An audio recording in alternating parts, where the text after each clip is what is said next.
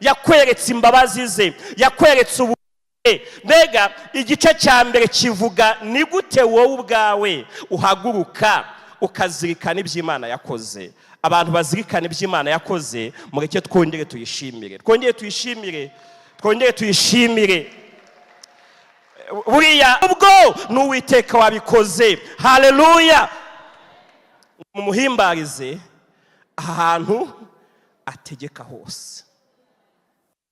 Terane kikazura umutima uzirikana iby'Imana yakoreye abanyarwanda, umutima uzirikana iby'Imana yakoreye itorero, umutima uzirikana iby'Imana yakoze mu buzima bwacu. Icyaza kikarenga hano turi, ahubwo twese tukumva ijwi riduhamagara ritubwira guhamya no kuvuga iby'Imana yakoze byose. Buriya dufitanye inkuru na Yesu. Turasenze kugira ngo umuherekeze muri aka kanya kose agiye guhanura ahanura iteraniro. Ndagushimiye kuko uradufasha twese, ukingura imitima yacu kugira ngo ijambo ryawe ribone umwanya mu mitima yacu. Urakoze kubyumvishe, tubisabe byose mu izina rya Yesu Kristo, amen. Yesu ashimwe cyane. Mwese mbahaye ikaze muri uyu mwanya Imana iduhaye wo kumva ijambo ryayo. Twihuse dusome Yohana, ubutumwa bwiza bwa Yesu Kristo bwanditswe na Yohana. Uyu ni umunsi wa mbere w'iki giterane. Iri jambo tugiye gusoma niyo ntego yacyo, kandi ni byiza ko umuntu wese uzabamo hano azagenda aya magambo ayazi, abasha kuyavuga, abasha kuyabwira n'abandi, kandi abasha no kuyizereramo. Burya twizera kubw'ijambo. Ibice 15, intego n'umurongo wa 27, ariko ndahera kuri 26. Ubutumwa bwiza bwa Yesu Kristo bwanditswe na Yohana, ibice 15, dore kuri 26. Uyu ni Yesu bivuga. Aravuga ngo mufasha naza, uwo nzaboherereza ava kuri Data, ariwe Mwuka w'ukuri ukomoka kuri Data, azampamenya, kandi namwe muzampamenya, kuko uhereye mbere na mbere mwari kumwe nanjye. Amen. Ubwo umunsi wa mbere katuyasubiremo, kandi ndashaka ko yasoma musubiramo mwese. Umufasha naza, uwo nzaboherereza ava kuri Data, ariwe Mwuka w'ukuri ukomoka kuri Data, azampamenya, kandi namwe muzampamenya, kuko uhereye mbere na mbere mwari kumwe nanjye. Iyi minsi Imana iduhaye,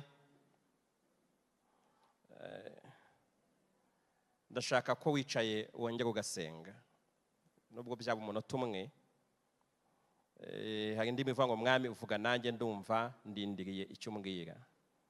Kijya kinezeza kandi kimpanda ibicumuro. Avuga ngo nguteze amatwi, icyo unshakaho ni iki. Ni kenshi twagiye dutegura amasengesho, biterane, twamara kuyageramo ukumva Imana irakubwiye ngo nabashakaga. Bega nubwo mwabonye pasiteri, mwabonye perezida wa korali, presidente atanga amatangazo, ariko inyuma ye hari ijwi, hari ikiganza cy'Imana cyashyizeho iyi gahunda, cyabahamagaye mwese. Haleluya. Kandi nubwo turi hano turi benshi, ndetse bamwe tukaba tutaziranye mu mazina, ariko icyo nzi neza ndashidikanya nuko buri muntu wese uri hano Yesu amuzi neza. Bega nubwo turi benshi, Yesu ntiyatuzanye mu Yesu yazanye buri muntu wese, Yesu yakuzanye kandi afite impano idasanzwe ashaka kuguha none. Hari yazaguha ejo kuwa gatanu, hari yazaguha kuwa gatandatu, hari yazaguha ku cyumweru. Uzagira umugisha nuza gufata icyemezo cyo kutazasiba umunsi n'umwe. Fata umwanya rero usenge, ubwo umwami Yesu ngo ndashaka kuvugana nanjye mu buryo bwite. Yesu ashimwe, Yesu ashimwe. Yesu ushaka kuvugana nawe muri Matayo ibice 28 yavuze ikintu gikomeye. Matayo ibice 28 yavuze ikintu gikomeye nshaka kukubwira kugira ngo uyu mwanya wongere usenge. Umurongo wa 18 Yesu arabegera avugana n'abati, nahawe ubutware bwose mu ijuru no mu isi.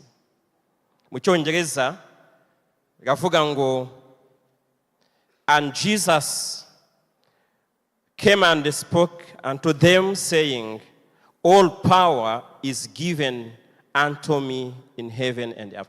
Ubutware, imbaraga zose zo mu ijuru n'izo mu isi. Hari ubuyobe buriho butera abantu ubwoba, kavuga nka isi hari izindi mbaraga zihari ziruta iza Yesu. Ariko ndagira ngo mbatangarize dutangira uyu mwanya w'iki giterane cy'ubuhamya, kubabwira ngo uyu tugiye guhamya, haleluya, uyu tugiye guhamya we ufite ubutware bwose, ubwo mu ijuru n'ubwo mu isi. Reka mbisubiremo, tugiye guhamya uyu waduhamagaye kugira ngo tuvuge ibyo yakoze. We arahagaze aravuga ngo all power, ubutware bwose, all authority, ububasha bwose bwo mu ijuru n'ubwo muri karitsiye y'iwanyu. Aravuga ngo ndabifite. Katumukomera amashyi rero.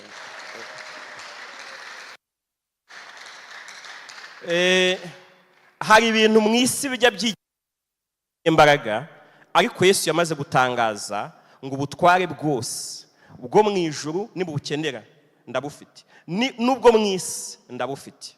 Rero tugiye kongera tumusenge kugira ngo uyu mugoroba umubwire ngo ndashaka kuvugana nanjye mu buryo bwite. Mwami Yesu Kristo, uyu mugoroba aba bantu bamaze igihe bararikwa, bamwe bumvaga amatangazo kuri radiyo, abandi bakayumva muri social media, abandi bakabibwirana. Bagize ngo ahari batumiwe n'impanda, abandi bagira ngo batumiwe n'abantu, ariko nzi neza ndashidikanya ko umuntu wese uri hano wamuzanye, kandi wamuzanye ufite ikintu kidasanzwe ushaka kumuha, ushaka gukora, ushaka guhindura mu buzima bwe. Uyu mwanya rero turasenze kugira ngo uyu mugore, uyu mugabo, uyu musore, uyu mukobwa, uyu muntu uri hano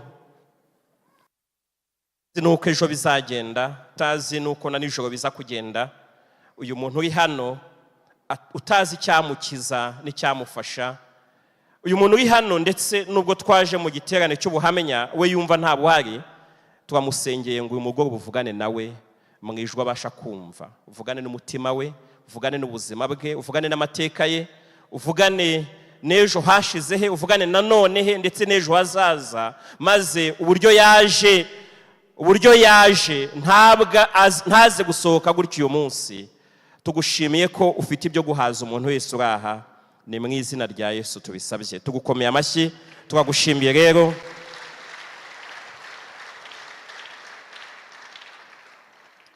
Yohana ibice 4, Yohana ibice 4,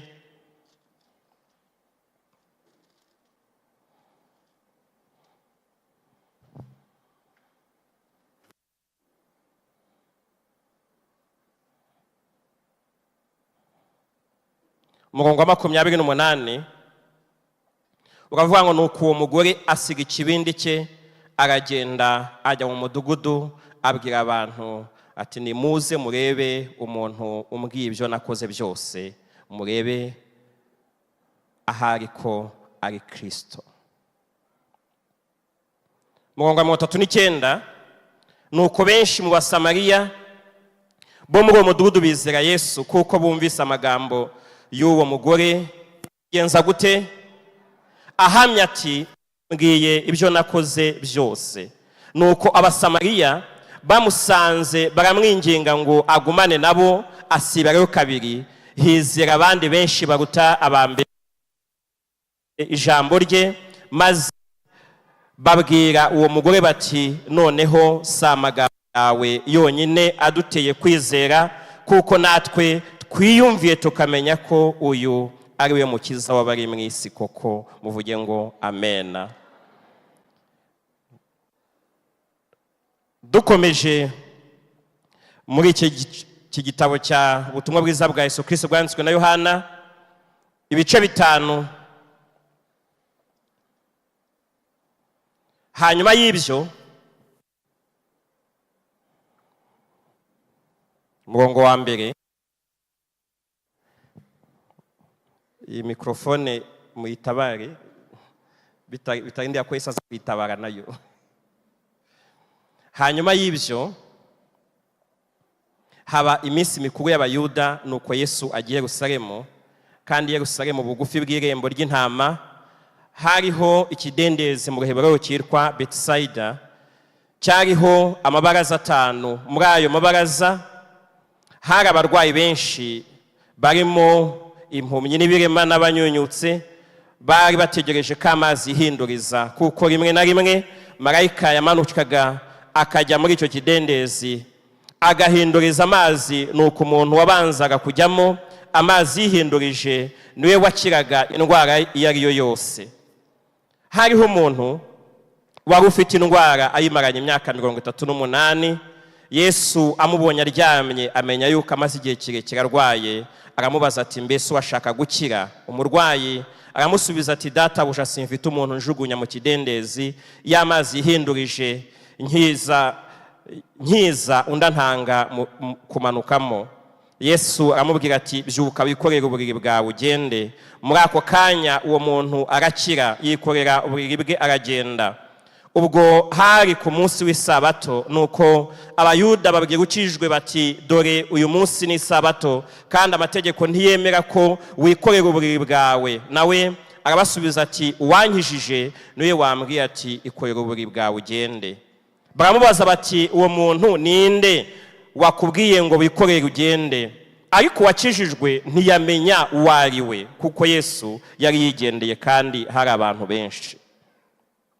Hanyuma y'ibyo Yesu amubona mu rusengero, aramubwira ati dore ubaye muzima, ntukongere gukora icyaha utazabona ishyano riruta irya mbere. Uwo muntu aragenda abwira Abayuda yuko ari Yesu wamukijije. Muvuge ngo amen. Byakozwe n'intumwa igice cya 1 umurongo wa 8. Iri jambo ryo turarizi cyane twese. Bwa imbaraga umwuka wera nabamanukira, kandi muzabagabo Saremo ni Yudaya yose ni Samariya no kugeza ku mpera y'isi. Imana ishimwe cyane. Mu bice 4 umurongo wa 33 ngo kandi intumwa zagiraga imbaraga ku mwami Yesu, nuko rero ubuntu bw'Imana bwinshi bukaba kuri bo bose. Imana yongere ivugane nawe uyu mugoroba muri uyu mwanya w'ijambo ryayo. Amen. Ubuhamya niyo ntego, kandi kajambo bakoresheje ko karananiye, undi nawe azakavuga. Nuwakambwiye ambwiye ati dote namwe ati bivuga iki? ntekereza ko ari abantu bashatse kuvuga mu ndimi nshya nabo, ariko bivuze ubuhamya. Turavuga ubuhamya ariko tuvugamo imbaraga zishingiye ku by'Imana yakoze zituma dukomeza urugendo. Iby'Imana yakoze bituma tubona igisubizo cya none kandi bituma tunahishurirwa n'iby'igihe kizaza. Ubuhamya dushaka kuvuga si amagambo, ahubwo ni imbaraga z'Imana yabikoze. Yesu ashimwe.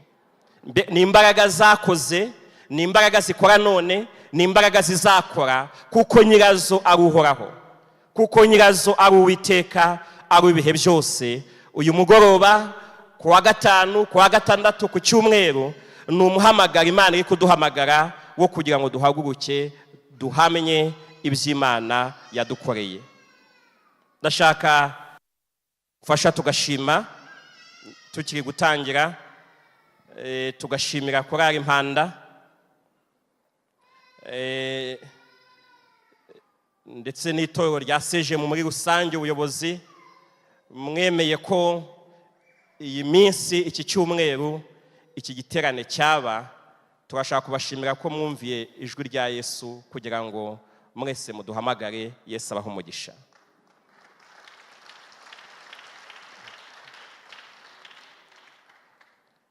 Mu kwizihiza imyaka 30 korali Impanda imaze,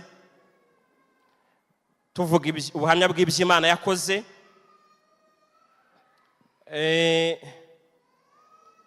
ariko amateka Yesu afiteyo ntabwo amaze imyaka 30. Namwe murabizi ko amateka ya Yesu n'ayiteka ryose.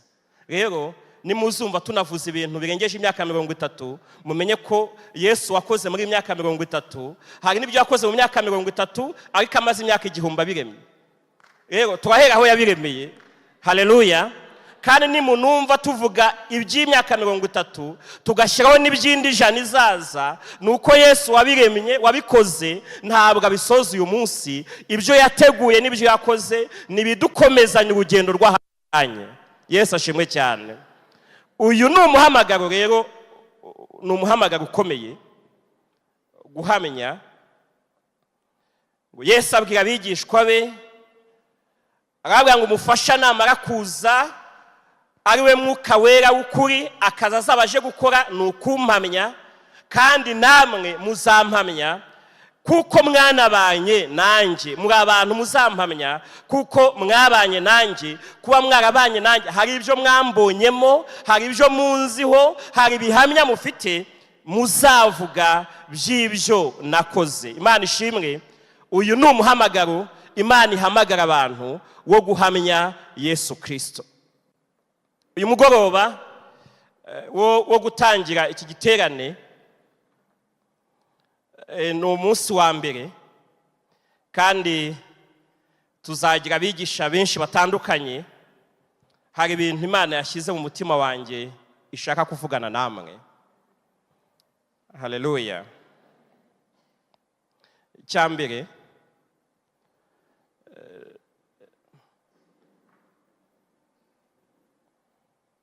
nuko ubuhamya bugomba guhera muri wowe. Bega mbere yuko tujya mu buhamya bwa CGM, mbere yuko tujya mu buhamya bw'Impanda, ubuhamya buhera muri wowe. Wowe ubwawe ubasha kugira iteraniro, ubasha kugira umwanya, ubasha kugira igiterane cyawe ubwawe, uri umuyobozi wacyo, urimo korali, urimo ingoma, urimo ibyuma. Kandi birashoboka. Pawulo yarabijyana cy'Abefeso, aravuga ngo mujye mugenda mucurangira Imana mu mitima yanyu, muririmba zaburi n'ibindi bihimbano. Mbega birashoboka ko mu mutima bino byuma byose byajyamo, basi kagivuga n'ibindi bikicuranga. Buri Imana yaturemye mu buryo butangaje ku buryo imbere twabikora bigakunda. Ubuhamya buhera muri wowe, wowe ubwawe kuzirikana iby'Imana yakoze. Hari umukozi w'Imana ufite amateka menshi mu gukora iteraniro, amateraniro agaruka ku buhamya, aza mu indirimbo, ndaza kuvuga indirimbo imwe yavuze. Uyu ni Dawidi muri Zaburi 103.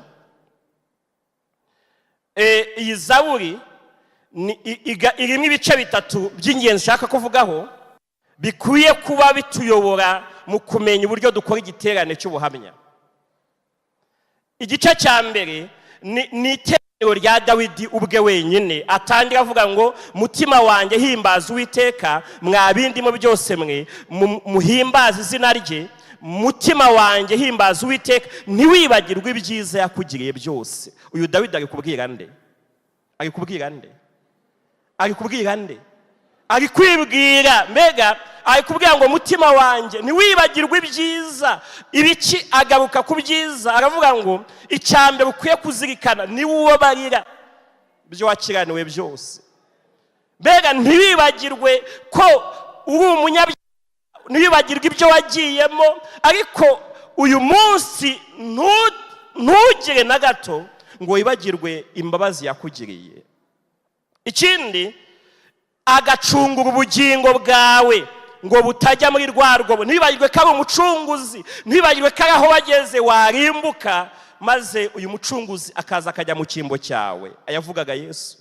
Uyu ni Yesu waje, araza yikorera ibyaha byacu abyishyiraho, twarabo kurimbuka, arangije aduha gukiranuka kwe.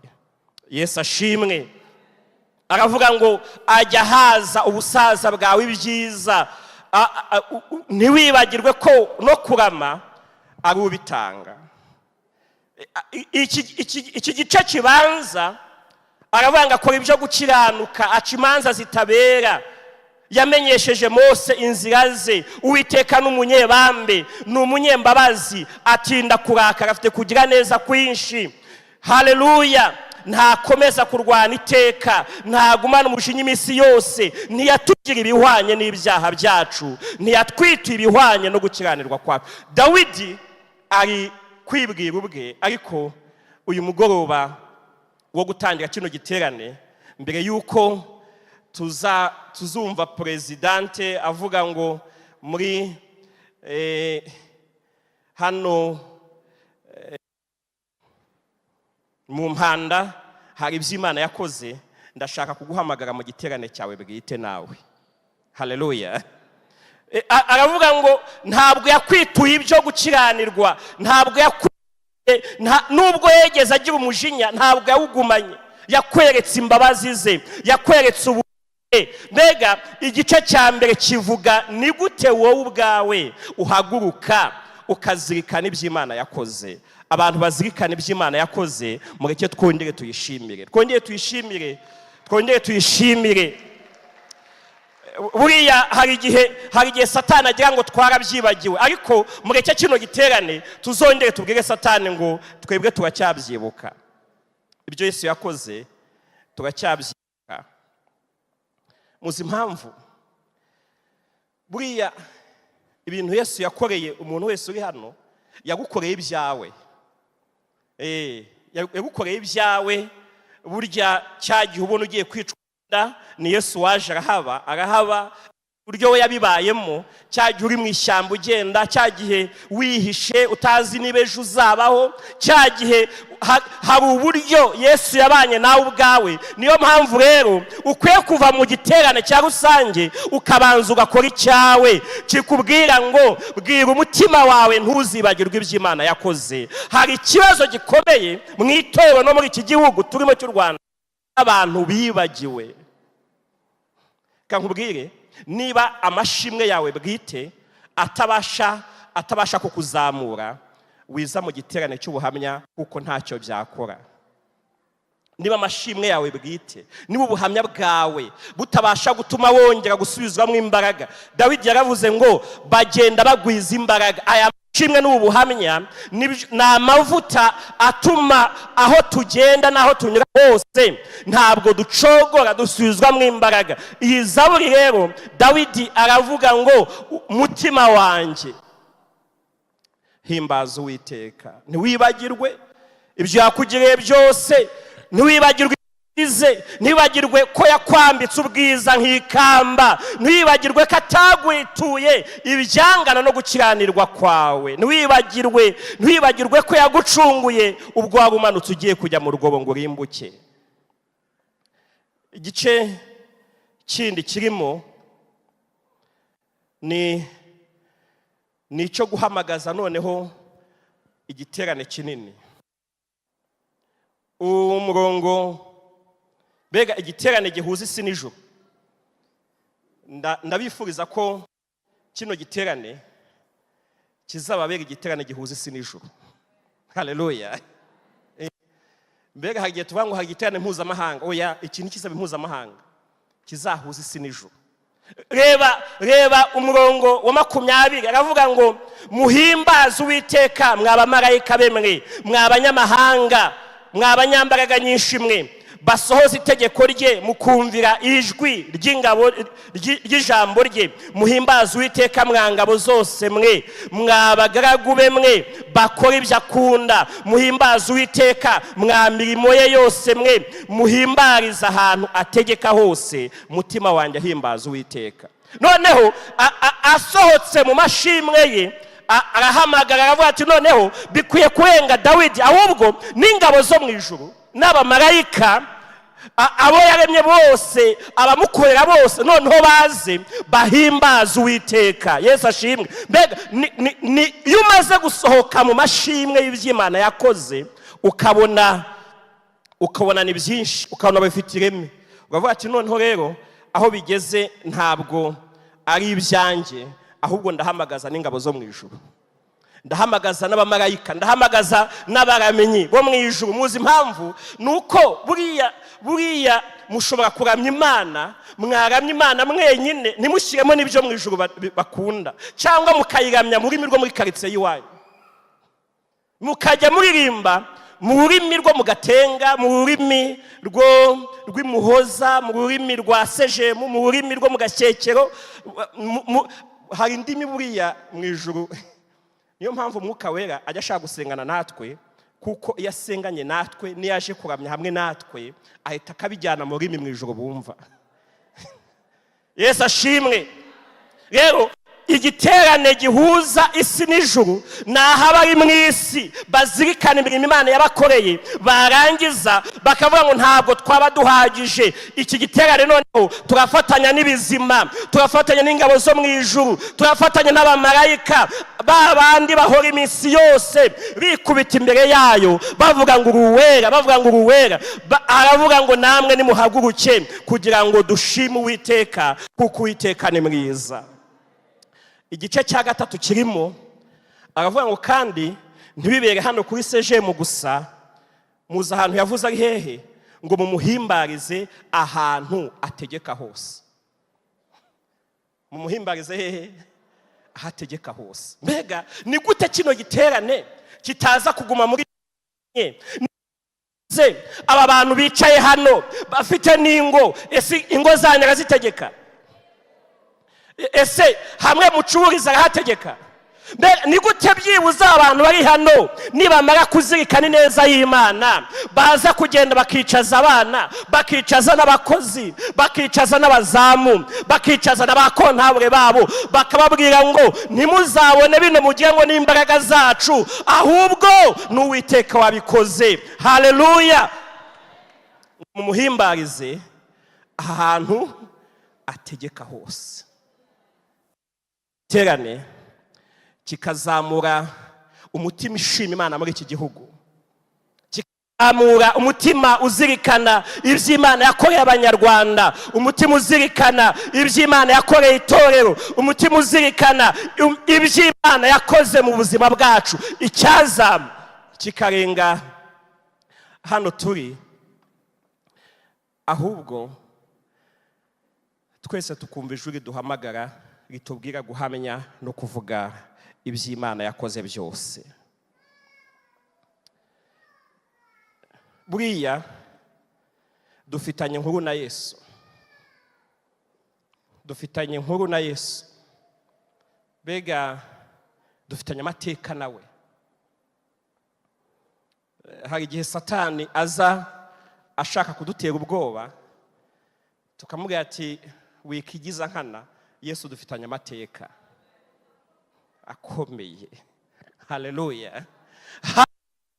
Yesu dufitanye amateka. Dawidi aravuga ngo umutima wanjye ubizi neza, umutima wanjye ubizi neza. Na mbere yuko tujya mu myaka 30 impanda imaze, ndabizi kurara impanda nayo ifite amateka. Yego ndayizi, ndayizi kera nanjye. Mureke dukorera Imana turi kwisezerano. Naho byatinda mubitegereze bizasohora. Mbega ndayizi ku Gikongoro, ndayizi Butare, Cyangugu, ndayizi. Mbega hari ingendo nyinshi mwagiyemo nzi ayo mateka arahari. Ariko mbere yuko nyajyamo na Sejemu bwayo, iri toro rya Sejemu naryo amateka abantu baza uyu munsi ntabwo babasha kumenya mu ihema, ntibamenya muri hangari, ntibamenya hahiye. Mbega hari ibintu batamenya, hari ibintu batamenya. Mbega hari ibintu batamenya utatandukanye urusengero n'igikoni cyangwa n'andi mazu ntavuze. N'andi mazu ntavuze. Mbega ntabwo bamenya umushyitsi aza akamara umwanya bazango ku rusengero ni. Kandi mwebwe muburimo. Ayo nayo rero ni amateka arengeje imyaka 30. Uyu mwaka itorero turizihiza imyaka 85 bimaze. Nasubiye mu mateka yaryo mu rugendo Imana yagiye igendana n'itorero. Ibyo byose ariko Dawidi aravuga ngo mbere yuko njya muri ibyo ndahamagara umutima wanjye. Mbere yuko njya kuvuga iby'urusengero ndahamagara umutima wanjye, kubera ko amashimwe akora ku mutima w'Imana ahera mu mutima w'ushima. Haleluya. Aravuga ngo umutima wanjye ubizi neza, dufitanye amateka, iby'Imana yakoze, iby'Imana yakoze ndabizi neza. Cya kabiri nuko ubuhamya bw'iby'Imana yakoze buri mu imbaraga z'Imana yabikoze. Kamisubiri, ubuhamya bw'iby'Imana yakoze ntabwo ari amagambo yo kubivuga, ahubwo ubwabwo buri mu imbaraga z'Imana yabikoze. Kandi izo mbaraga ntabwo zigaragara n'amaso. Yewe iyo barebye utanga ubuhamya ntabwo biboneka n'amaso, ariko iby'Imana yakoze biri mu imbaraga z'Imana yabikoze ni nazo zikomeza gukora n'ibindi. Hari inkuru nyinshi. Buriya iyi Bibiliya ni igitabo cy'ubuhamya bw'iby'Imana yakoze. Kamfate mwimwe gusa tumenyereye. Nujya mu gitabo cya mbere cya Samweli, igitabo cya mbere cya Samweli ibice 17, harimo inkuru y'urugamba Dawidi yarwanye na Goliyati. Muri iyi nkuru harimo Dawidi. Ntabwo tujya mu mateka ye, mu mabyiruka ye, ntabwo tujya mu byo kurobanurwa, mu byo kwimikwa, ntabwo tujya mu byo mu ishyamba arinze intama zase aziragiye, ahubwo turagaruka ku rugamba rwajemo igihanda cyitwa Goliyati kizengereza Imana, gisuzugura ubwoko bw'Imana. Ngo igihe kimwe ngo se wa Dawidi yohereza Dawidi ku rugamba ngo ajye gusura abava bariyo. Agezeyo, vuga ngo agezeyo, asanga abantu bose bacitse uruhondogo. Sanga Goliyati yabaye igitangaza. Abantu bose bagize ubwoba, abantu bose baratinye, barihishe, bashizeho imihigo y'uzica Goliyati. Byaranze atangira kubaza ngo amakuru kumva hanaye iki. Nawe yiyumvira Goliyati avuga, aravuga ati ariko uriya uwo muntu ninde? Uwo muntu ninde utinyutse Imana yanjye? Noneho ngo mukuru we ngahita aramusanga ngaramucyaha aravuga ati wamwibonewe ngo ugire ubwibone bwo mu mutima, ndabizi ubutama ubutaye, mbega icyo wowe washobora n'udutama, none ivuzi ryawe. Ariko ntazi ubuhamya nibibera mu ishyamba, ariko tukabikomezanya twanavuyeyo. Yesu ashimwe. Umurongo wa 32 ngo Dawidi abwira Sawuli ati ntihagire ukurwa umutima nawe umugaragu wawe, ngiye kurwana n'uwo Mufilisitiya. Gute abantu bafite amateka y'ubuhamya y'Imana yakoze, wamubona ari muto, wamubona ntabwo wamubona yewe adakora akazi, wamubona nta mwana arabyara, yewe wamubona nta zina rikomeye afite, wamubona atazwi. Ariko ubuhamya butuma twebwe tumenya ikiri muri twebwe. Ngo Sawuli asubiza Dawidi ati ntiwashobora gutera uwo Mufilisitiya ngo murwanye, kuko ukiri umusore w'umugenda, kandi we ni umugabo wamenyereye kurwana uhereye mu busore bwe. Dawidi asubiza Sawuli ati umugaragu wawe naragiraga intama za data, iyo naterwaga n'intare cyangwa idubu zigakurura umwana w'intama mu mukumbi, narahubukaga nkayikubita nkayiyambura mu kanwa kayo, yamvumbukana nkayicakira akananwa, nkayivutagura nkayica. Nuko ubwo umugaragu wawe yishe intare n'idubu, uwo Mufilisitiya utakebwe azapfa nk'imwe muri zo, kuko yasuzuguye ingabo z'Imana ihoraho. Ubundi bwo ufashe Dawidi ubwe ukamukuraho ubuhamya bw'iby'Imana yakoze, ufashe Dawidi ukamutandukanya n'ubuhamya bw'iby'Imana yakoze. Niyo mpamvu rero Dawidi mu ndirimbo ze akomeza kubwira umutima we ngo ntiwibagirwe iby'Imana yakoze. Muzi impamvu ubuhamya ni isaho Imana idushyiramo imyambi dukomeza kurwanisha. Mbega Sawuli iyo yitegereje Dawidi ataramubwira ubuhamya, aravuga ngo we ntabwo wabishobora umwana, kandi nta kindi Dawidi yakoresheje, yaravuze ngo umugaragu wawe mfite ubuhamya. Haleluya, haleluya. Muvuge ngo dufite ubuhamya, muvuge ngo dufite ubuhamya. Iby'Imana yakoze tubizi neza. Abwira Sawuli ati njyewe mfite ubuhamya, ubuhamya mfite mu ishyamba, njyewe buri ibintu by'idubu ndazica, intare ndashwanyaguza, kandi nibisaba imibare myinshi, njyewe ndasimbuka nkabifata. Haleluya, haleluya. Noneho Sawuli abaza amakuru asanga ibyo bintu nibyo. Rero niyo Goliyati abonye Dawidi aje, kuko ubuhamya ntibugaragara nyine, ariko nyirabwo akwiye kuba abizi neza. Iyo Sawuli abonye Dawidi abona ari umusore w'umugenda, noneho Goliyati nawe abonye Dawidi aje ngaraza ngaraseka, aravuga ngo ariko ubu ngubu koko ubonye ndimbwa, ubu koko dore ngo Umufilisitiya nawe araza asatira Dawidi umutwaje ingabo, amurangaje imbere. Umufilisitiya aza kebaguza, abona Dawidi aramusuzugura kuko yari umusore w'umugenda w'inzobe w'uburanga. Nuko Umufilisitiya abaza Dawidi ati kunteranya inkoni, mbese ugira ngo ndimbwa? Umufilisitiya aherako akwena Dawidi mu izina ry'Imana ze.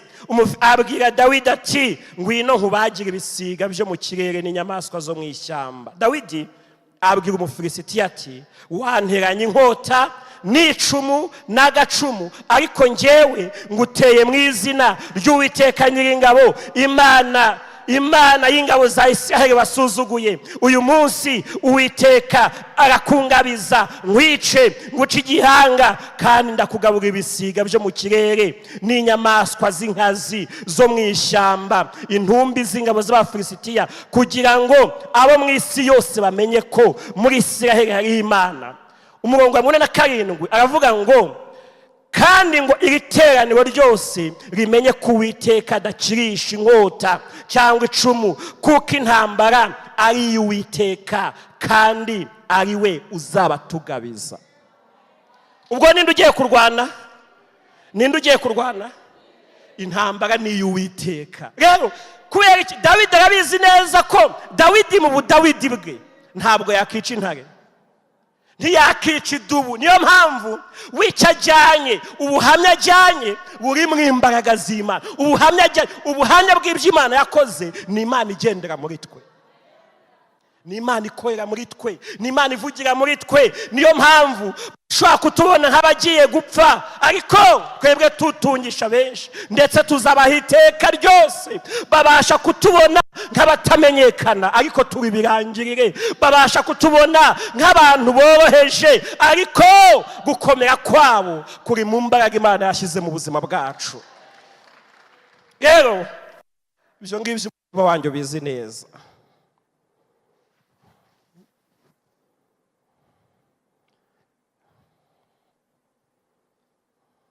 Oh, haleluya.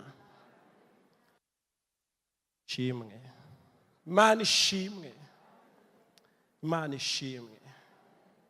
Burya hahandi wanyuze hose si wowe wahanyuze, ahubwo ni imbaraga z'Imana nizo zagendanye nawe, nizo zakurinze, nizo zakurengeye, nizo zagukijije. kandi Imana yabikoze. N'uyu munsi wa none turi kumwe, Imana yakurinze. N'uyu munsi irahari, Imana yarinze itorero. N'uyu munsi irahari, Imana yarinze iki gihugu cy'u Rwanda. N'uyu munsi irahari, Imana tuyicubahiro, tuyishimire. Ibyo ngibyo Dawidi abwira Goliyati ngo unteranye icumu n'uducumu, whatever. Bega ibyo bitwaje birabireba. Icyo tuzi neza ni uko Yesu yaravuze ngo ubutware bwose ninjye ubufite. Yesu ashimwe. Yaravuze ngo ari ibyo mu isi, ari ibyo mu ijuru, nta kintu na kimwe cyantera ubwoba. Kubera iki? Mfite ubutware bwose, mfite imbaraga zose. Imana ishimwe cyane. Buriya mu bintu bikomeye imbaraga z'Imana ziratangaje. Aho yandikiye Abefeso abaho ndashaka muhishurirwa imbaraga zayo zitagira akagero, izo yakoresheje ubwo yazuraga Yesu mu bapfuye. Ibindi bintu byose n'izindi imbaraga zose wamenya uko zingana. Burya n'imbaraga z'abarozi abantu bamenya uko zingana, ariko imbaraga z'Imana yacu ntizigira akagero, ntizigira akagero, ntizibarika. Niyo mpamvu zifata umuntu wabonaga ubuzima byarangiye, izi mbaraga zikongera zikamuha kubaho. Burya n'imbaraga z'Imana zabikoze, ntabwo ziboneka n'amaso, ariko zirakora. Buriya aho Imana yacu ikomereye rero nuko ibiri hano mutayiruzi. Mbega aho ikomereye nuko hano ihari, nuko iwawe hatuye, abaturanyi bawe batayibona. Niyo mpamvu abantu bashobora kuza bazanye amacumu n'uducumu, ariko ntibamenye imbaraga z'Imana zihari zingana gute. Kubera iki? Ni imbaraga zimuri imisozi ntibimenye, ni imbaraga zibasha gukiza, ni imbaraga zikomeye z'Imana. Ubuhamya bw'iby'Imana yakoze burimo imbaraga z'Imana yabikoze. Icya gatatu, Imana ikunda ko igihe cyose hari ibyo ikoze mu buzima bwacu tubihimbamo indirimbo. Burya tuvuze indirimbo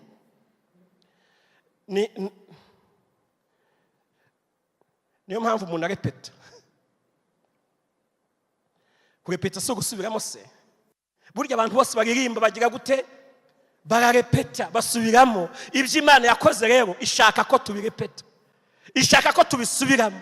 ishaka ko tubivuga. Burya Imana itangazwa n'ibyo ikoze, ikabona ntiwabikoze mu indirimbo. Muri iki giterane ndahamagarira umuntu wese ngo shaka indirimbo iwawe y'ibyo Imana yakoze. Kandi birahari ni byinshi byo gutangaza. Hari indirimbo imwe nkunda, indirimbo nkunda iri mu Kuva ibice 15, bayise ngo ni indirimbo ya Mose. Ariko ikibazo ni kimwe, ni uburyo Imana yayikunze ngo Mose ngiteraniro ry'Abisirayeli rimaze kuyiririmba ngo rimaze kwambuka mu Kuva ibice 15, rimaze kwambuka ngo Imana iryoherwa nayo. Kubera iki? Yari ibonye abantu bazirikana imbaraga z'ibyo Imana ikoze, ngo Imana iryoherwa nayo, irayibika ishyira ku rutonde rw'indirimbo zizaririmbwa. Sinzi muzanyu irimo ari yihe, ariko ya Mose ndabizi ko irimo.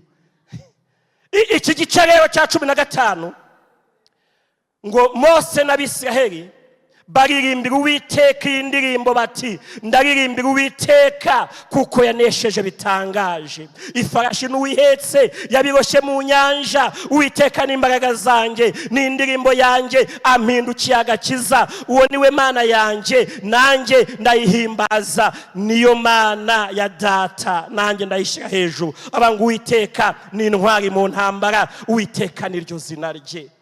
Abanga amagare ya Farawo n'ingabo ze yabiroshye mu nyanja. Reka nkubwire, burya nta bigihari. Umva ngo yabiroshye he?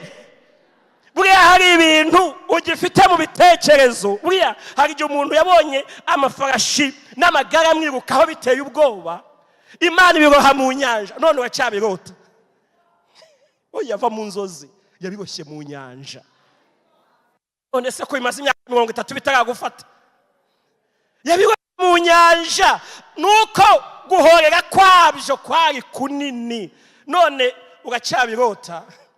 Hari abantu bafite trauma y'amagare bakurikiye ya Farawo n'amafarashi n'ingabo zabakurikiye. Ariko kahubwire impamvu n'imyaka ishize, nuko burya Uwiteka biroshye mu nyanja. Va mu nzozi, ntabwo bigihari.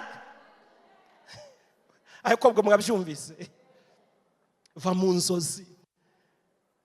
N'ikimenyimenyi, reba imyaka umaze bitaragufata. Yabiroshye mu nyanja. Hano arongera avuga ngo Uwiteka ukuboko kwawe kw'iburyo gutewe icyubahiro n'ububasha bwako. Uwiteka ukuboko kwawe kw'iburyo kwashenjaguye ababisha. Ngo umwuka wo mu mazuru yawe warundanije amazi, amazi yatembaga yema nk'ikirundo imuhengeri, muri nyina w'inyanja haravura. Mbega ngo umwuka, Imana yarahumetse gusa ngo amazi yo mu nyanja irayahunda. Haleluya! Yarahumetse gusa amazi y'inyanja irayarunda. Umva umurongo wa 10 ngo wahuhishije umuyaga wawe, inyanja irabarengera.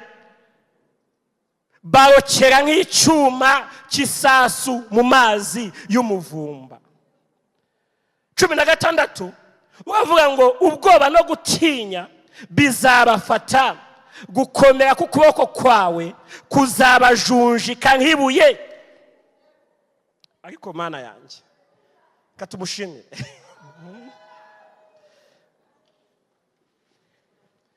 Niba ari ibintu buriya, niba ari ibintu, hari ibintu bikomeye. Burya amabuye arakomera, ariko burya ibuye umuntu wese uzi ibuye nta kintu kijunjama nk'ibuye. Nishaka ribe rya zahabu, nishaka ribe diyama, yewe barinda bariterura bakaryasa ritabizi, bakaricuramwe ibindi bintu ritabizi. Kubera iki? Ryarajunjamye. Buriya ibintu byose Satani yagiye azana, igisigaye niwe wagira icyo bikoraho, byo ntacyo byagukoraho. Mbega ni wowe ubifiteho ububasha, byo ntacyo byagukoraho. Kubera iki? Nubwo waba ukibibona, nuko Imana yaguhaye umwanya ngo ugire icyo bikoraho, byo bijunjamye nk'ibuye.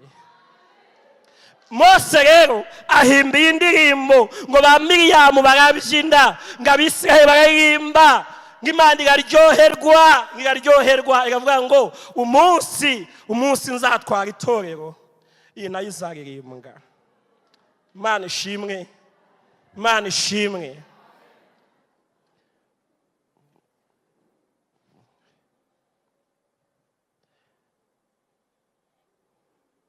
Ndashaka gusoreza ku bintu bibiri. Kimwe nuko nyine izi mbaraga, ubu buhamya twavuze ngo buri mu Imana, ubu buhamya nta wundi tuvuga ni Kristo. Ni Yesu wabikoze, ni Yesu wabiremye, ni Yesu wabivuze, niyo wabisohoje. Niyo mpamvu yavuze ngo muzahabwa imbaraga Umwuka Wera n'abamanukira, ngo muzabagabo bo kugira gute? Abagabo bo kugira gute? Ntabwo ari abo guhamya, nabo kumpamya, nabo guhamya Yesu, nabo kuvuga Yesu, nabo kubwira abantu ngo erega ni Yesu wabikoze, ni Yesu wabikoze. Korari Impanda, ninde wabikoze? Yewe Sojemu we, ninde wabikoze? Abantu badafite Umwuka Wera batangira kubyiyitirira, ariko Yesu akunda ko tuzirikana ngo niwe wabikoze.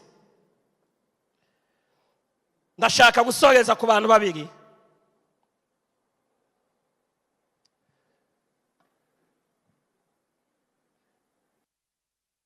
Umuntu umwe shaka gusorezaho ni umuntu wahuye na Yesu. Buri abantu bose bahuye na Yesu, ikibakubwira ni uko bajya kuvuga ko Yesu yabikoze, ko Yesu yabakijije. Twasomye mu bice 4 bya Yohana ngo umugore umwe Yesu yasanze ku iriba ari saa 6, ari ku manywa. Uyu mugore Bibiliya yisomye amateka avuga ko yari umugore w'indaya, yari umugore ugira abagabo benshi, ndetse ari nacyo cyamuteraga kuza kuvoma muri ayo masaha, agenda wenyine kuri iryo zuba. Ariko Yesu abantu bose bagowe ajya amenya ahantu barakabasanga. Yesu ni mwiza, nawe yaragusanze. Impamvu uririmba izo ndirimbo ntabwo zari mu buzima bwawe, ariko Yesu yabanje aragusanga. Niyo mpamvu uyu munsi uririmba bigakunda. Yesu turamushimiye ahantu hose yagiye. Yesu abasha kujya n'ahatagerwa. Yesu ajya mu makaritsiye abantu batajyamo, agiye gushaka abantu ngo abagire neza. N'uyu munsi mureke twongere dusenge kugira ngo Yesu agire no ku bandi. Uyu mugore Yesu aramusanga. Yesu mu bintu namukundiye, iyo aganira nawe ni umunyarukundo, ni umugwaneza, ni umunyembabazi. Haleluya. Aganiriza uyu mugore mu ijwi ritandukanye n'andi majwi y'umugore yumvise, ariko icyo agendereye ni ukumukiza, ni ukumuruhura uyu mutwaro yari amaze igihe. Imirongo twasomye niyo Yesu yari amaze kumwihishurira, amaze kuvuga ngo ni Mesiya muvugana, amaze kuvuga ngo uza hondi ntabwo azagira inyota ukundi, njyewe nzamuha amazi. Haleluya. Nzamuha amazi atameze nk'aya muvoma, nzamuha amazi azacya, azatuma agira umunezero, agira ubuzima, agira amahoro, azatuma abaho. Kunze rero uyu mugore amaze guhura na Yesu mu bice twasomye, ngo Yesu akashyira ikibindi hasi, ngasubira ku musozi we wabo, ajya kuvuga ngo nimuze murebe. Haleluya. Abantu bahuye na Yesu, abantu Yesu yakoreye imirimo n'ibitangaza, abantu Yesu yakijije, abantu Yesu yujuje Umwuka Wera. Ikintu Yesu abashaka nuko bongera kujya ku misozi bakajya kuvuga Yesu kiza. Intumwa zimaze kuzuza Umwuka Wera ngo zasohotse mu cyumba cyo hejuru, zijya mu murwa, zijya kuvuga Yesu, zirakomeza ibice byose urazibona na Yesu. Abantu buzuza Umwuka Wera, abantu bakira Yesu, ngo kugeza ubwo bazijyanye mu nzu y'imbohe, bari kuzishinja ikihe cyaha, ngo hano hose ngo bahujuje izina rya Yesu. Ngo byagenze gute?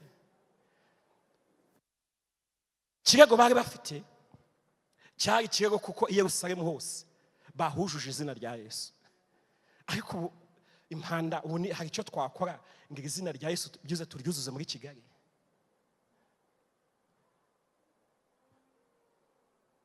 Harya nihe korari yingiye Hermone, ubu koko hari ikintu muri gukora ngo izina rya Yesu muryuzuze mu mitima y'Abanyarwanda.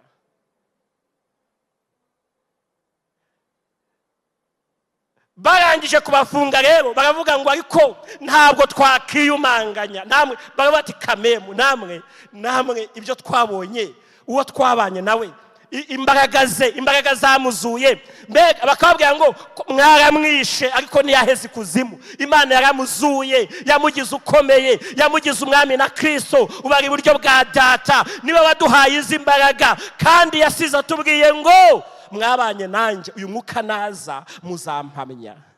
Yohana 15:27. Mwabanye nanjye. Umva, wowe wabanye na Yesu, icyaguhamagarira nta kindi, haguruka ujye kubwira abandi Yesu. Hari inkuru ibabaje rero, Yohana 5. Uribabaje kandi ntekereza ko kino giterane nacyo kimeze nk'ikindi Yesu yakoresheje muri icyo gice. Ni abantu Yesu yakijije bakaba barakize, hari ibyo Yesu yakoze ariko bakaba batazi kare wabikoze. Ibice 5 twasomye ngo hari umuntu wari umaze imyaka 38 yarabuze umukiza, nta muntu agira, aba ku kidendezi agowe. Yesu aragenda arahamusanga. Imana ishimwe ko Yesu ajya asanga abantu aho bamaze igihe nta wundi wabakiza. Umva nkubwire, nta wundi wagukiza uretse Yesu. Yesu agusange, Yesu akugirire neza, niwe wagukiza. Ngaramusanga Yesu ashaka kugirira nte, mbese urashaka gukira, amungira wanjugunyamo, abandi yamaze ihindurije bantangamo. Yesu aramubwira ngo noneho rero ikorera ingobyi yawe ugende. Ijambo rivuga ngo umwanya arakira yikorera ingobyi ye aragenda. Ngageze rero mu giterane ku isabato baramubaza ati se ninde wagukishije? Abati ntabwo muzi. Tinakize ariko wanyijije ntabwo muzi. Ubu hari abantu Yesu yakijije bari bageze no ku rupfu, Yesu arabikora aragukiza. Ariko ikibazo nuko muri wowe ntabwo ubizi ko Yesu wabikoze. Baramubwira ngo ninde wagukijije? Imagine umuntu umaze imyaka 38, ariko uzi ko uyu muntu Yesu yavuye mu ijuru arwaye. Mbega ku butonde Yesu yaje rw'ibibazo byari biri mu isi, akiriyo abona mu isi hari ibibazo, n'iki umuntu cyari kirimo, kubera ko ngo yari amaze imyaka ingahe. Urumva Yesu yaratayimara mu isi. Rero uyu muntu Yesu arinda amusanga aramukiza, ariko amaje ngo ninde wagukijije? Aravuga ngo ntabwo muzi.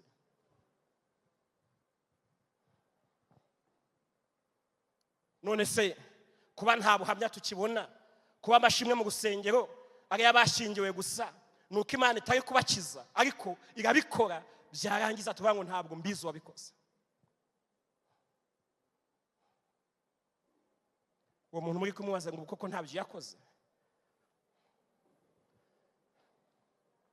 None se kuba abantu bahamya, kuba abantu bahaguruka, kuba abagabo baza hano mu rusengero bavuga ngo ndashaka guhamya ibyo Yesu yakoze, abagore baza hano mu rusengero bavuga ngo ndashaka guhamya ibyo Yesu yakoze, kuba ikirere cy'amashimwe kimaze kuma n'ubuhamya nuko atari kubikora. Ariko ikibazo nubwo Imana ikora ibikomeye bimaze imyaka myinshi, ikibazo nuko abantu batazi ari nde wabikoze.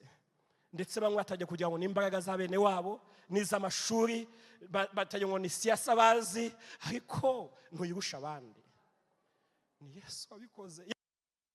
Icyo mukundira ngiye gusorezaho nuko Yesu ajya ategura igiterane kugira ngo yongere ahure n'abantu yakijije ntibabimenye.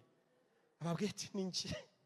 reba mu gice twasomye ngo Yesu yongera kuza mu giterane, wa muntu arimo ngamubonye, ni Yesu wamubonye, aramubwira ati rero ntuzongere gukora icyaha ukundi. Ngo wa muntu ntahita arabimenya, ajya yasohoka ajya kubwira abantu ati wa muntu wangije ndamumenye ni Yesu.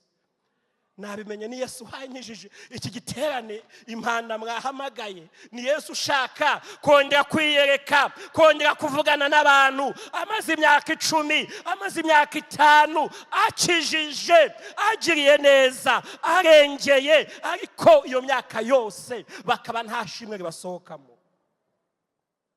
Hari umugore umwe nakunze yagiye gushakisha Yesu kugira ngo amubwire ko abizi ko Yesu yamukije, ngo yamukije abadayimoni benshi, ngo uyu mugore ngaza gukurikirana ahantu Yesu ari, ngaragenda ngafata amavuta y'igiciro cyinshi ya narada, ngaragenda ngayasuka ku birenge bya Yesu. Abuze ikindi kintu, ngo amavuta y'igiciro cyinshi ngo ngafite agaciro, ngo kangana ngo n'ibyo umuntu yakorera umwaka wose. Aravuga ngo nkurikije ibyo yakoze uyu Yesu ndayagusuka ku birenge. Ndaguhimbarisha aya mavuta, ndaguhimbarisha ibihumura neza. Kubera iki? Umutima wanjye ubizi neza ko ya ndwara niwe wayikijije, ubizi neza ko aba bana batangiye gushaka niwe wabakujije, ubizi neza ko nari imfubyi ndafite undi wanyitaho, none nanjye mfite abantu uyu munsi wa none. Ubizi neza ko nta muryango nari mfite, ariko Yesu wambereye inshuti, urangira neza, urandinda, urankuza. Aravuga ngo umutima wanjye ubizi neza. Iki giterane rero Imana irahamagara abantu Yesu yakoreye imirimo, abantu Yesu yagiriye neza, yakijije. Umva ikintu kibabaje ni uko bamwe bibereye no mu byaha, bibereye no mu byaha, kuko uyu muntu Yesu yarabukijije, ariko muri kino giterane niho yihaniyemo. Mugeje udusenge.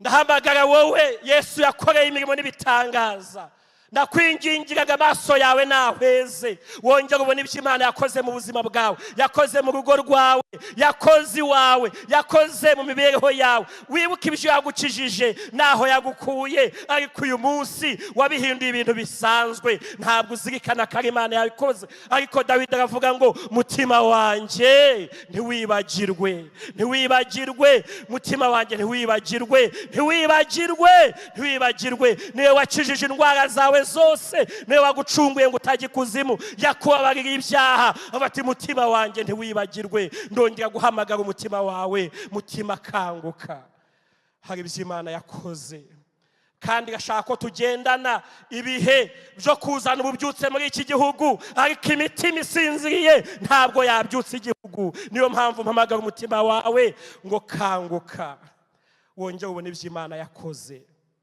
Mwami Yesu Kristo, fata umwanya usenge, bwira umutima wawe ngo kanguka, wongere wibuke ibyo Imana yakoze, wongere uzirikane ko ari Yesu wabikoze, wongere uzirikane ko atari imbaraga zawe, wongere uzirikane ko atari amaboko yawe, ni Imana yabikoze, ni Imana yahabaye, ni Imana yabiremye mu buzima bwawe. Rambura ibiganza maze dusenge, ubwire umwami Yesu ngo mutima wanjye kanguka.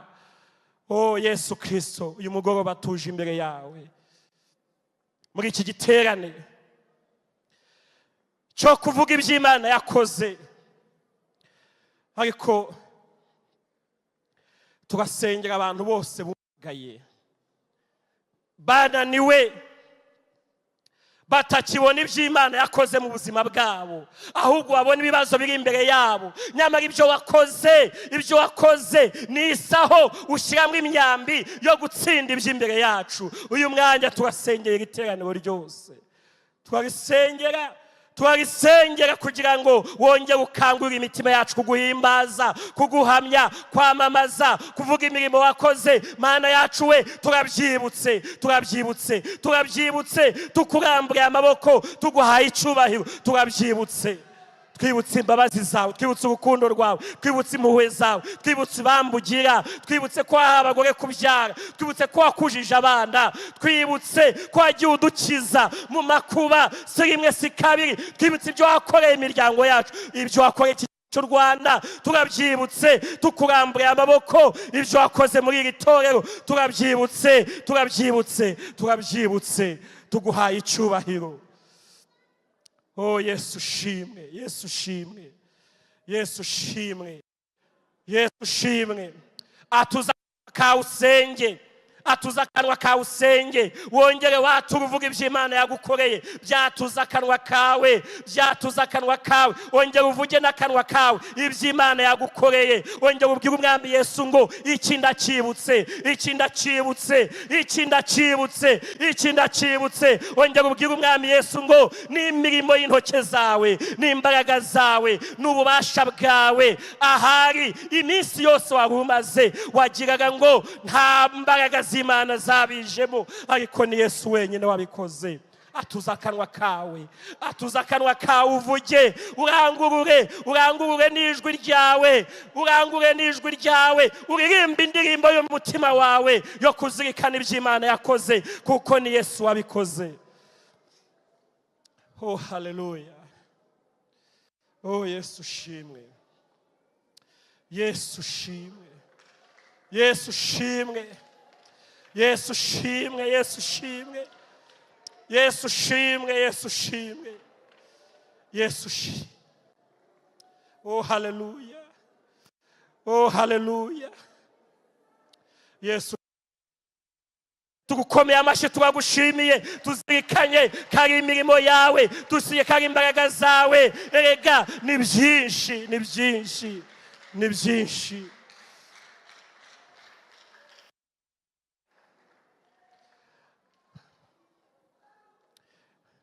Twibutse watubereye amazi yo kunywa, twibutse twambaye ubusura twambika.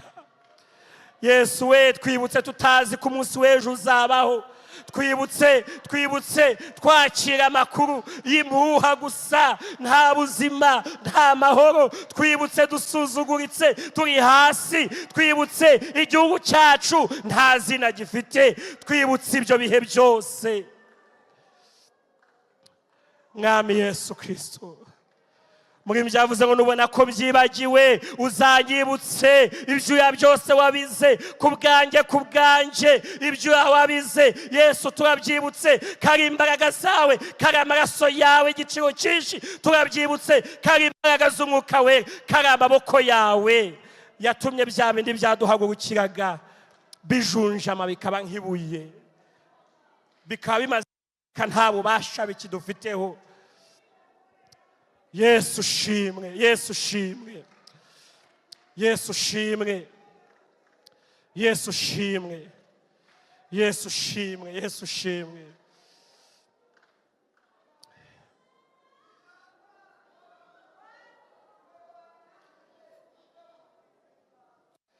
Hari umuntu ushaka gusengera muri ino teraniro, umuntu Yesu yagiriye neza, hari ibintu byinshi yakoze mu buzima bwawe, ari kubirengaho. Nubwo yakoze ibintu byinshi mu buzima bwawe, wewe wasubiye inyuma, ujya mu byaha. Iki giterane ni nka cya kindi Yesu yasanzemo uyu muntu yakijije, akamubwira ngo ibyaha byawe urabibabariwe. Yesu ashaka kugukiza n'ibyaha byawe. Rambura ikiganza ahantu uri maze tugusengere. Yesu yagukoreye n'ibitangaza, yarakurinze, yabanye nawe, ariko ikibabaje wasubiye inyuma, wagiye mu byaha. Nubwo abantu batabimenya, ariko urabizi. Niyo mpamvu ugenda unanirwa, ugenda wumagara, ugenda ucika intege, ugenda usubira inyuma umunsi ku wundi. Rambura ikiganza ubwo umwami Yesu ngo mbabarira, kirambure cyane. Yesu agumicyo rambuye ikiganza, kirambure cyane ubwo umwami Yesu ngo mbabarira, mubwiye ngo mbabarira, mubwiye ngo wangiriye neza, warandinze, hari ibyo wakoze, ariko njyewe nagiye mu byaha. Sicyo Yesu yashakaga, yakuzanye uyu munsi kugira ngo akubwire ngo naragukijije. we va mu byaha. Rambura ikiganza cyane ubwo umwami Yesu ngo mbabarira. We warambuye ikiganza, tera intambwe wegere hano hafi maze uce bugufi tugusengere. Ubwo umwami Yesu ngo muri kino giterane mbabarira, kiza ubugingo bwanjye, mbabarira ibyaha nakoze byose. We warandinze, we warandengeye, ariko njyewe nakoze ibyaha. Yesu n'umunyembabazi, ca bugufi. Yesu ari hano ngakugire neza. Nawe ngwino wihuta, ngwino wihuta. Oh Yesu shimwe kuko udahwema gukiza abantu. Iki giterane nacyo uzagikirizamwe abantu, uzakibohoramo abantu bari baboshwe n'ibyaha, uzahindura ubuzima bw'abantu. Oh Yesu shimwe, Yesu shimwe, Yesu shimwe, Yesu shimwe. Niba nawe uhari ngwino wihuta, ntabwo uyu mwanya twawureka, ntabwo twawureka. Yesu ashaka ibyaha. Bw'uyu mwami Yesu ngo mbabarira. Tugiye gusaba nanone Pastor Philippe kugira ngo atuwe gusengera abapfukamye. Reka dufatanye mwese muhaguruke. Uyu ni umusaruro Yesu yasuye abantu, Yesu yagendereye bene data. Mureke dufatanye twese kubasabira ku Mana. Ndazavuga amagambo muyasubiremo. Muvuge muti mwami Yesu, uyu munsi twumvise ijwi ryawe riduhamagara.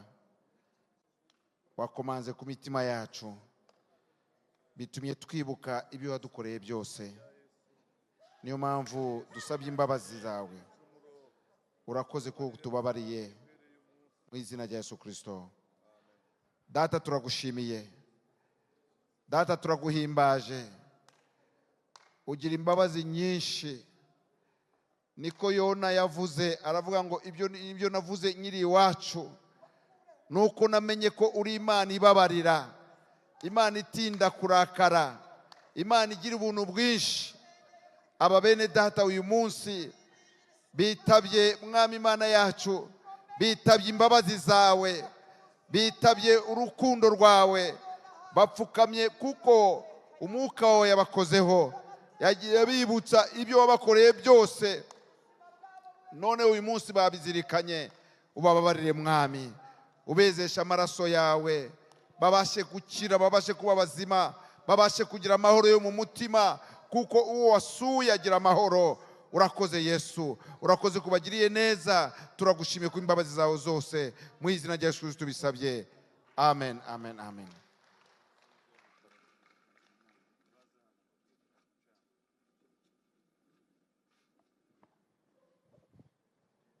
Tugiye kongera dusenge akanya gato.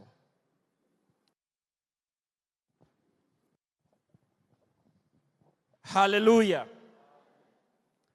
Ese umutima wawe uri kuzirikana ibyo Imana yakoze? Ndashaka wegera umuntu umwe byibuze. Bega ufata ikiganza umuntu umwe. Fata ikiganza umuntu umwe. Uwo muntu ufashe ikiganza, mubwira ikintu kimwe uyu mwanya wibutse Imana yagukoreye. Mubwira ikintu kimwe wibutse Imana yagukoreye. Oh hallelujah. Mubwira ikintu. Vuge ngo ni Yesu wabikoze. Umutima wanjye ubizi neza. We ngo ni Yesu wabikoze. Ntabwo ari amaboko y'abantu, ni Yesu wabikoze. Ni imbaraga z'Imana zabikoze, nizo zabanye nanjye. Mubwire ngo iki ni Yesu wagikoze. Vanga umutima wanjye ubizi neza, ubizi neza, ubizi neza, ubizi neza, ubizi neza, ubizi neza, ubizi neza. Oh, maze mufatane ikiganza musenge isengesho ryo gushimira Imana ibyo yakoze mu buzima bwanyu. Musenge isengesho, muvuge ngo nubwo hari bitarakorwa, nubwo hari andi majwi nyumva, ariko ayo naceceke, maze mbwire Yesu ko nzirikana ibyo yakoze, nzirikane imirimo yakoze. Ni musenge mufatanye ikiganza, musenge isengesho ryo gushimira Imana, ryo guhimbaza, ryo kuzirikana imirimo Imana yakoze. Mana ushimwe, Mana ushimwe, Mana ushimwe. Uyu mugoroba iki giterane n'ic'ubuhamya. Waduhaye umwuka wera kugira ngo duhamye, tuvuge, tuzirikane imbaraga zawe zabanye natwe. Izo mbaraga twarazibonye, twabonye ukuboko kwawe, twabonye uri umurengezi, twabonye uri umukiza, twabonye uri umutabazi, twabonye uri ubuzima. Oh haleluya, haleluya, haleluya. Oh haleluya, haleluya, haleluya. Twarakubonye, twarakubonye. Gosheni yarakubonye, Hermoni yarakubonye, impanda barakubonye. Mwami Yesu Kristo, itoro rya Sejemu twarakubonye, itoro rya ADEPR twarakubonye, iki gihugu cyacu cy'u Rwanda twarakubonye. Twakubonye ukora, twakubonye ukiza, twakubonye udutabara, twakubonye uduha ubuzima, twakubonye uca inzandiko umwanzi yari yasinyishije maze wandika izindi z'ubwiza. Twakubonye uduhanagura amarira, uduha kunezerwa, uduha guseka. Twakubonye uhindura amazina yaduteraga isoni, uhindura amazina yatumaga tudasubira ku musozi w'iwacu nk'uyu mugore wasanze ku iriba. Oh, uduha amazina yandi yatumye abantu bakubona, barakwemera, barakwizera. Ntabwo amagambo yacu yaba ahagije kuguhamya Yesu, ariko wumve ko ibi bihe twafashe n'ibyo kugushima, n'ibyo kuguhamya. Oh haleluya, oh haleluya, haleluya, haleluya. Yesu we, tukurambura amaboko, tuguhaye icyubahiro, tuguhaye icyubahiro n'icyawe, tuguhaye icyubahiro uragikwiriye, tugukomeye amashyi, amashyi ni ayawe Yesu we, amashyi ni ayawe, impundu ni izawe, ni wowe ubikwiriye uyu munsi, iyi none, iki cyumweru, uyu mwaka ndetse n'iteka ryose. Satani buri munsi yagiye atuzanira amakuru y'ibitagenda, y'ibyanze, ariko umva Satani, umva Satani, tukubwire iby'Imana yakoze birakomeye, birakomeye. Imitima yacu ibizi neza, ibizi neza, ibizi neza. Niyo mpamvu tutazakorwa n'isoni, niyo mpamvu tutazatsindwa, niyo mpamvu umwanzi atazavugiriza impundu ko atunesheje, niyo mpamvu tuzabona gutabarwa amanywa n'ijoro, niyo mpamvu nubwo twaba tutakiriho, ubuhamya bw'ibyo wakoze buzakora. Niyo mpamvu abana bacu bazahirwa bakagira umugisha, niyo mpamvu abuzukuru bacu bazagira umugisha, niyo mpamvu abahungu n'abakobwa bacu bazabona ibyiza. Oh, niyo mpamvu abaturanyi bacu babona amahoro, niyo mpamvu tutazakorwa n'isoni. Naho imisozi yakurwa hanyu, naho inzuzi zakuzura zikarengerwa, ntabwo tuzakorwa n'isoni. Ntabwo umwanzi azavuza impundu ko twaneshejwe, ntabwo azanesha, kubera ko Yesu wenyine yaravuze ngo nahawe ubutware, kandi ni Yesu turi kumwe. Yesu we, twagushimiye ko turi kumwe, twagushimiye ko tutari twenyine. Wavuze kuzabana natwe, wavuze kuzagendana natwe, wavuze kuzakorana natwe, wavuze ko turi kumwe. Yesu shimwe. Oh haleluya. Mureke dukomere Yesu amashyi tumushimire. Mwese muvugire rimwe ngo haleluya.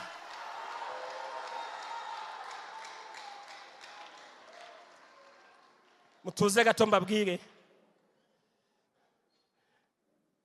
ndashaka kubatangariza ko iki giterane Imana yadutumiyemo tugifunguye ku mugaragaro.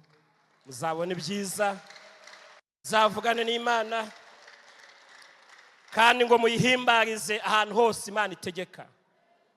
Ntimubikorere hano gusa, nimunataha mu modoka irahategeka, muri karitsiye ziwanyu arahategeka. Mukomeze muhimbaze Yesu, mumuhimbarize hehe, ahantu hose.